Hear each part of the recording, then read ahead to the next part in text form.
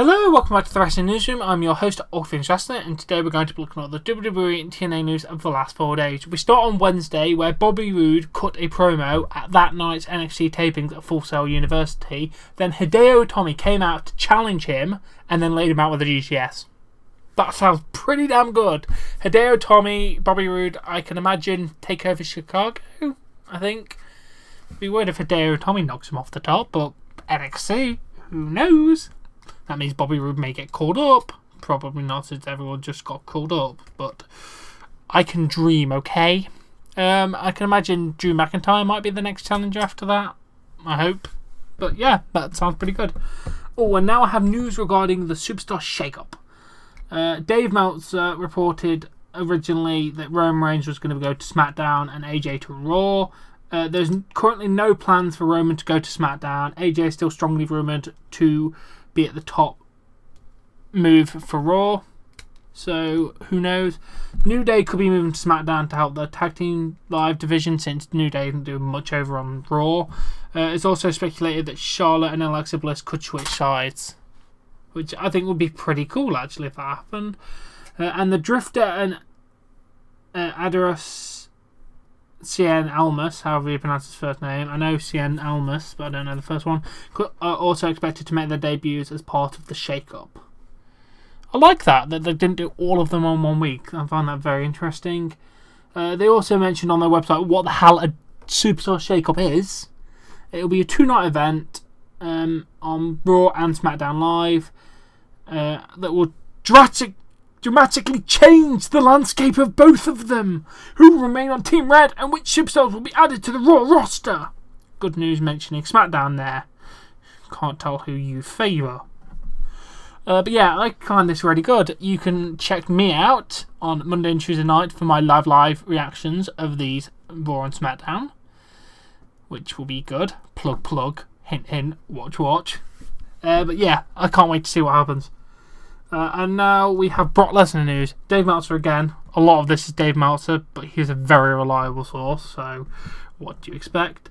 Brock Lesnar is currently not booked for the Payback pay-per-view April 30th in San Jose, California. His first title defense is reportedly going to be against Braun Strowman in either Extreme Rules on June the 4th or Bad Blood July the 9th. Next year I could have a pay-per-view on my birthday. Sam, my birthday's 8th of July, but it's on a Saturday, so maybe next year I might book that off and actually watch a pay-per-view for my birthday. That'd be cool. Let's move on. It could end up being Braun Strowman versus Roman Reigns at Payback to establish Strowman as the number one contender. It's possible that Strowman would win the WWE, protecting Reigns as much as possible in defeat. It's interesting noting that both Kevin Owens and Finn Balor are supposed to get Universal title rematches. WWE could potentially do a fatal 4-way match so Reigns doesn't have to take the fall. It's unknown what is planned for SummerSlam, but Brock Lesnar versus Roman Reigns is still scheduled for a future major event. So it could be SummerSlam, could be Survivor Series, could be the Royal Rumble, or could be WrestleMania basically. But that's very interesting to know that Brock Lesnar is definitely a full-time champion.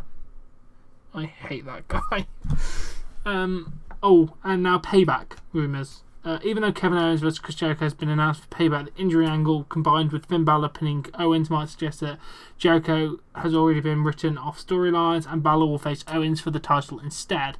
With that being said, Jericho is still currently being advertised for the Payback pay-per-view and is featured on the promotional poster. And obviously we have a couple of rumoured matches. Samoa Joe vs Seth Rollins looks to be an obvious match for Payback since they were originally scheduled to have a match at Fastlane. Cesaro and Sheamus are now number one contenders for a Raw title match against the Hardys. But a match against the Hardys could take place on Raw and one of the teams get moved to SmackDown Live. I don't want that to happen, but that could be a rumoured thing. And Bayley is expected to have a big match on the card with the event taking place in her hometown. The hugger is coming home. I like that. Ooh, now more Dave Meltzer stuff. I told you, a lot of Dave Meltzer. Mick Foley is no longer employed by WWE.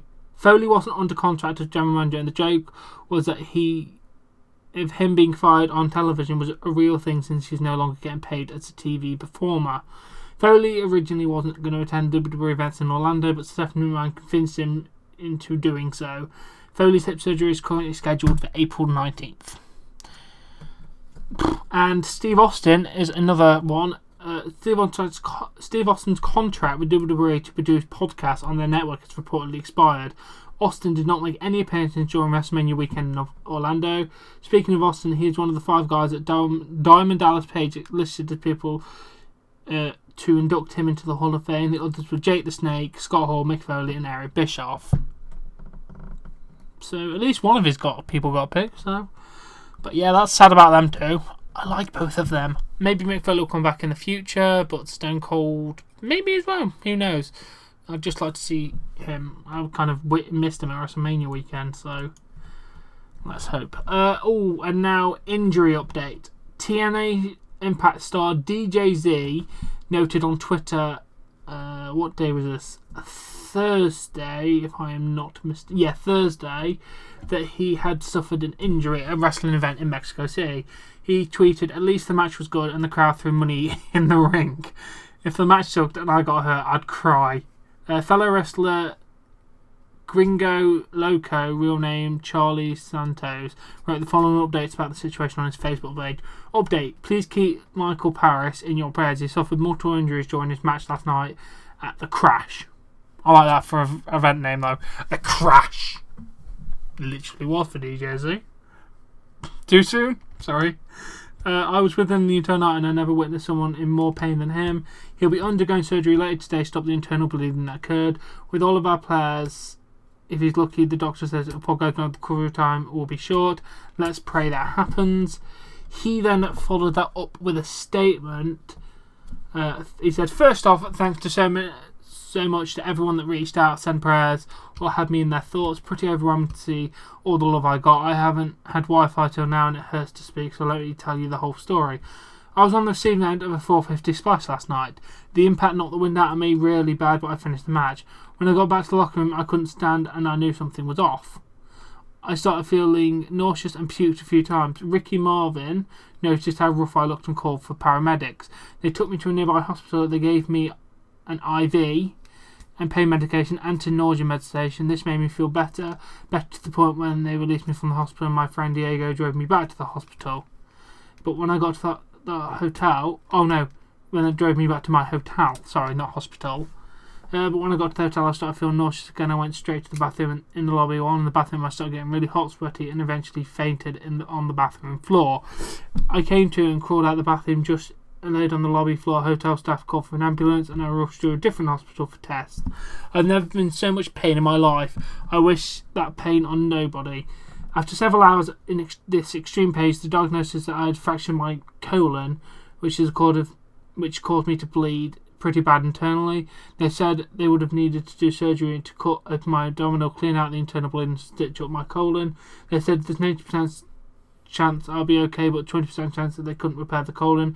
I'll be stuck rocking on a colonoscopy bag for the rest of my life. Terrifying. I was really scared. Thank God the surgery went well. They fixed my colon and I'll make a full recovery in a few weeks. Obviously it'll take some time before I'm back in the ring, but good news is that I will be back in the ring. Definitely had some moments last night where I felt like my career was over though. I had to stay in the hospital for a few days and I'll recover here in Mexico City for a few weeks. As far as it was to get major surgery done in a foreign country where I can't speak the language fluently, I was lucky enough to have several friends down here who have been visiting me, helping me and translating. Sorry to scare everyone, but good news is I'm going to be alright. Not happy this sweet scar I have on my abdominal right now, but whatever, I'm just glad to be alive. Wow, I'm so glad to hear you were alright, DJZ. I wish you best in your recovery, mate. And that is just an example of the dangers of wrestling, guys. I know people like to say, oh, it's fake, it's fake. That is not fake. That was from one move, and it could have killed him.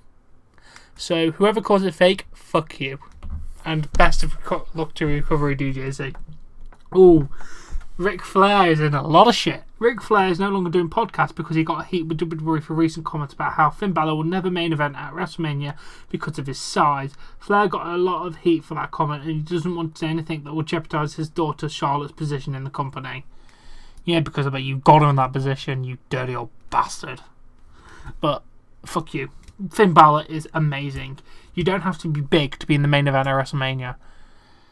Eddie Guerrero. I can't remember who's been in the main event of WrestleMania. Sorry, we're not going to go down this path. I can't remember. A little bit of an update on Jeff Hardy now. Jeff Hardy's travel ban in the United Kingdom has expired and he can resume doing events in England, Scotland, Ireland and Wales. I was going to say just England, but that's not the United Kingdom, is it? But that's good to hear that he is back in this country, because I really want him to come over and I get to meet him, because that would be like mental. Now more Dave Meltzer. The reason for WWE owning so many video packages during WrestleMania was an attempt to get casual viewers that only watch WrestleMania to continue following the product. Fair enough, sound strategy. Keep going, guys. If you can get a few more casual fans, that's great. It's great. As Terry the Tiger? I don't know. Sorry, I was trying to do the bloody Foster's one, but I can't remember what his name is. Leave me alone. Ooh, controversial story time now. Justin Roberts recently did a Q&A with Reddit.com to promote his new book, and here's a few highlights regarding JBL. It's John o'clock, motherfuckers. Please don't sue me, King Ross. I don't have any money. What is the absolute worst thing you've witnessed JBL do? He terrorised guys. It's funny because people are bringing this up now because of the stuff going on now in the book release, but it was like 2003, 2004. It was a long time ago. He terrorised me and a lot of guys. He made life hell for a lot of guys. He chewed The Miz and Morrison out after they won the titles, not celebrating enough. What the fuck? He was eventually let go back then, and when he came back, he was a lot better, but he was mostly only showing up for TV. Even now it comes across on commentary how he is with Byron. Did he have a group of people helping him terrorise people, or did he work alone? He had a group. He was like the leader, and he was pretty much had a cabinet just like on TV. They followed him and did what he asked. It was him versus the new guys. He had taken my passport out of my bag, and the next hour I guarded it with my life. On the flight back, Orlando, Jordan told me he would watch my back and I should go to the gift shop. I didn't take his advice. I remember being told I had to bring beer to the guys on the plane, but I got out of that luckily. Bloody hell. Oh. Ooh. So yeah, you sound like an absolute bastard, JBL. Incidentally, did you see King Rossi actually got to see JBL? It was great. JBL actually responded to the accusations on Twitter. When asked about bullying Mario Allen, Justin Roberts, someone put, "Hey JBL, so much stuff out there, that's either bullshit or who knows what. Have you commented on this at all? Cheers, #champ." He responded, "No, Joe," a guy named Joe, "and I shouldn't be commented on internet stuff. I play Hill and I sincerely wish Maro nothing but the absolute best." You're an absolute arsehole, aren't you? You shooted on him because he won an award. And now you're saying I wish him nothing but the best. You are a two-faced prick. You really are, mate. Sorry, I meant to be impartial, but I don't give a shit. And then asked about Justin Roberts stuff. I won't answer net rumours, but I didn't take Justin Roberts' passport. I could have been anyone. He was hated by the whole crew. He's an idiot. JBL, that's not really a defence there, mate. It's really not a defence saying he's an idiot. Just saying. It's like me saying I am not a hateful person and then saying we should kill everybody. You are a prick. That's my response to that. Ooh, and speaking of DDP update kind of thing, he did an interview with ESPN Radio, and he went off on the host. DDP got upset when the host kept bringing up an incident that happened between DDP and Scott Steiner from several years ago. DDP said, "Hey monkey, who the hell do you think you're talking to?" and then started using profanity towards the host. Swear words, kids, if you don't know what profanity is. It's like words like fuck, cunt, and bitch. But yeah. Why do they like to push buttons, these interview people? Ugh. Let's move on. Ooh, Mauro Ranallo update now. Several people have pointed out that Mauro Ranallo's Twitter bio no longer mentions WWE. At this point, there's been no official word on the status with the company. We got a slight update here. WWE did release a statement saying Mauro Ranallo remains under contract with WWE until August the 12th, 2017. Yeah, that really clears up a lot, don't it? Oh, and previously, yeah, he's been tweeting again, but not mentioning WWE. There's been talks about JBL playing a role in Mauro Ranallo being gone from WWE, and Jonathan Coachman has gone as far to state that he will no longer cover WWE on ESPN. He said, after serious soul searching, I've decided that I will no longer be doing off the top rope or WWE related content. We'll leave it to the pros. Dave Meltzer quickly responded to Coach's comments and responded to a fan that said the situation sounds like celebrity gossip. First, Coach one. Coach claims he's done with covering WWE exactly how the media should react when the legit story involving a fellow announcer breaks. And here's a response to the fan. Harassing someone with a track record of mental health issues into leaving is celebrity gothic and not real news. Got it. That fan sounds like a dick. Mate, whoever you are saying that, you're a dick. It's not celebrity gossip. Mauro Ranallo is a very nice person, and he does not deserve the shit from JBL, which is one of the reasons it happened. But as again, we do wish Mauro Ranallo all the best, and I do hope he gets back on his feet, because he's a hell of an announcer and a hell of a person. Oh, and now Jinder Mahal responds to fans that accuse him of being on steroids and violating WWE wellness policy with the following message on Instagram. Fuck you, cunt. I'm not on steroids. Urgh! Okay, no, that's not what he said. He went hashtag TBT for a few weeks ago. No idea exactly when or where. Anyone else on the roster have days on their abs? And of course, I get hundreds of steroids or wellness policy comments. I've been tested multiple times since coming back, and I've never once, over my 6 years with WWE, had any issues. Follow my Instagram stories on Snapchat, and you can see that no one is out training me and no one is out dieting me. Oh, he means he's doing it the best. Okay, well, he responded to it, so that's good. To be fair, I don't think he would get through the WWE wellness policy with them amount of abs. Just saying, because it's very strict policy, and he's not a part-time. Well, I don't think he's a part-timer, but I never see him, so it's hard to tell. Okay. Just a couple more stories now. In an interview with Golf News, Kane was asked about The Undertaker's time at WrestleMania. Smiling, well, Undertaker can take care of himself. We all knew at some point that he was inevitably, but nevertheless, it's sad because it's for me like a chapter had closed. I think a lot of WWE fans feel the same way. We do, Kane. It's like the last of the old era of WWE has finally gone. The only thing that we have to hold on to old WWE is Chris Jericho. And we're never going to let him go. Chris Jericho can never retire now. Sorry, I got overly emotional, but it's sad. Ooh, and now this is Roman Reigns being a heel. I'm sorry.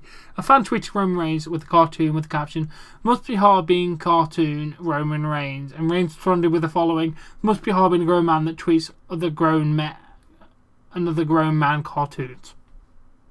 What a dick. I love it. I'm starting to like Roman Reigns. Fuck. Why? WWE is brainwashing me.